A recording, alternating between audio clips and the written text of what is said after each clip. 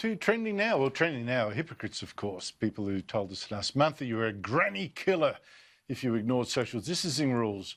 But now they're right behind thousands of people going to these race protests. I'm talking about people like, well, indeed, like Mike Carlton, the guy we were discussing just before the break, who got that Queen's birthday honour today. 2 weeks ago, this same Mike Carlton said people protesting against these social distancing bans were F-wits on foot, and libertarians who criticised the laws were effing idiots. I tell you, that is the way this man talks, the man who just got honoured today by the Queen. But Carlton said that these race protesters, well, that's a different thing altogether. They're good to see. Joining me is Daisy Cousens, a YouTube star with her own video channel. Go watch it now. Well, not now, later, after the show. Daisy, thank you so much indeed for your time. So let me get this right. You can, after all, meet in groups, in large groups, and spread the coronavirus risk if your politics is of the right, noble kind. Well, apparently so, Andrew. It seems that apparently, according to these people, the coronavirus is actually a magic virus that can magically detect why certain crowds are in a place or not in a place, and therefore it only spreads in specific crowds that are there for specific purposes. I mean, it's this massive new development, apparently, that the left has decided the coronavirus has. Honestly, that's sort of where we're at. I mean, look, Andrew, if I'm honest, I don't have any problem with the sentiment of the protest at all. I'm not even really super anxious that it's happening. I mean, Australia's curve has been very, very flat for a long time now. You've got you were talking before about the footy opening up again. It will know in 2 weeks, but I'm not that anxious.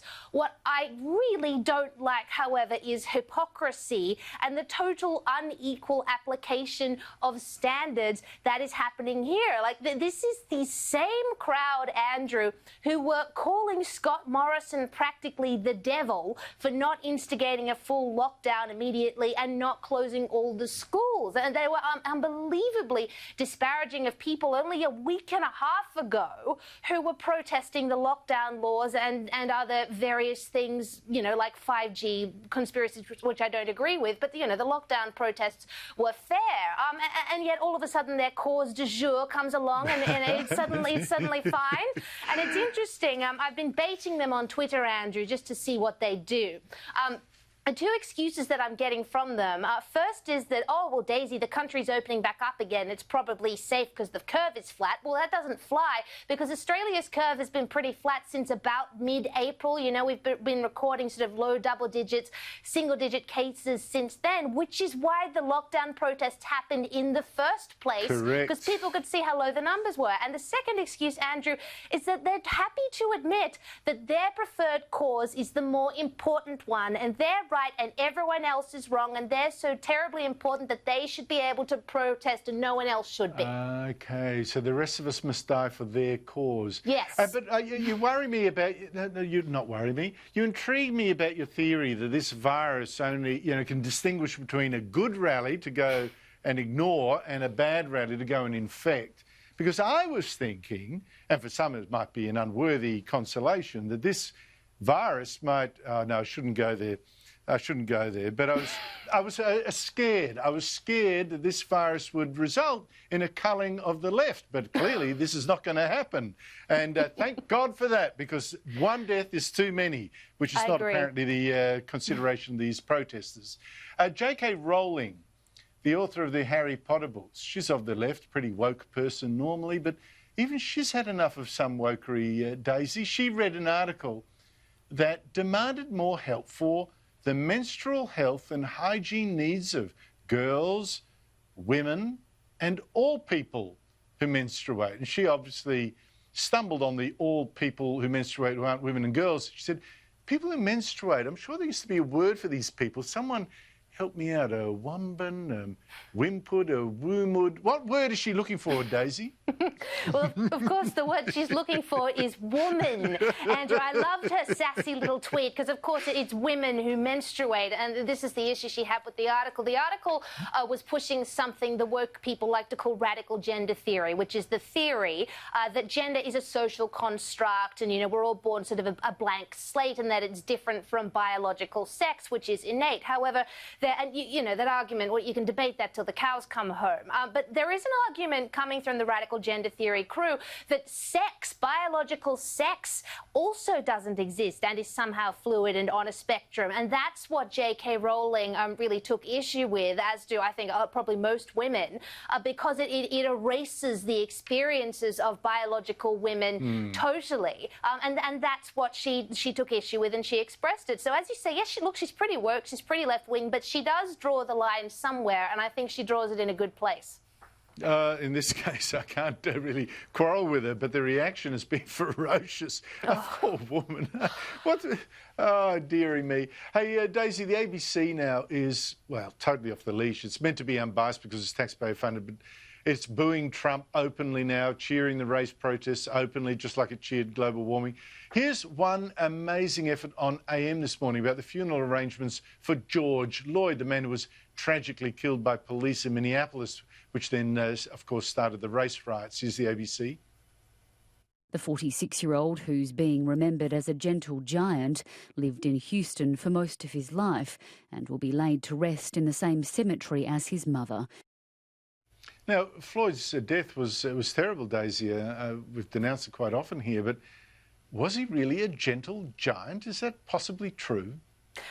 Well, look, George Floyd did have a criminal record, certainly, and had tried to lead a better life in the years preceding his death.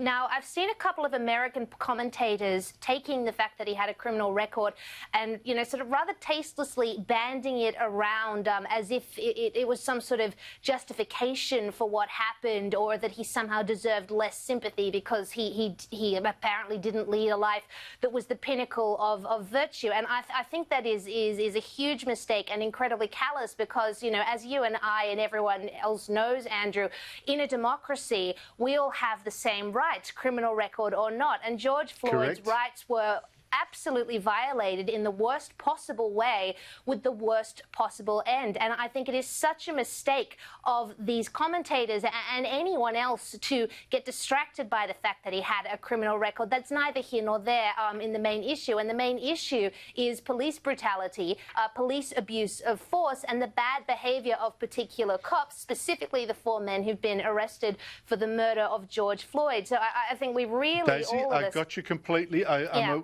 completely on that page with you. There are 2 issues. One is, whatever kind of guy he was, did he deserve what happened to him? Answer, N-O. No, no, no. Right? And you don't go, oh, look, he was this or he was that, and therefore, no. That was wrong. There's another issue. Does it justify what happened to him? Does that justify making him suddenly look like a saint? Does it justify the fact that his high school now is getting a scholarship in his name, when in fact he does have a police record? Is this really the role model you want to say to kids? Look, this is a guy who served 5 years in jail for an armed robbery where he held a gun to a pregnant woman's stomach. Now, I don't know. I want to see this guy valorised as a gentle giant and here's a scholarship in his name. That's a different issue. Yes, I do. I understand the point you're making very much, Andrew. I do, however, trust these kids to sort of differentiate between that. I mean, yes, he did spend 5 years in prison. Well, adults don't, but, you know, so sometimes kids actually do. They're sort of unencumbered by politics a lot of the time unless it's been fed to them. And, you know, the fact of the matter is, people have many faces. You know, the terrible incident with the girl with the gun to her pregnant belly, that happened in 2005. He did spend 5 years in jail after that. He did atone to the state for his crime, so to speak. I like to think that people are able to evolve. And again, I agree. I totally take your point, but I do think this has been taken not by you or anyone we know, but certainly people overseas. No, you made a very excellent point on the first place.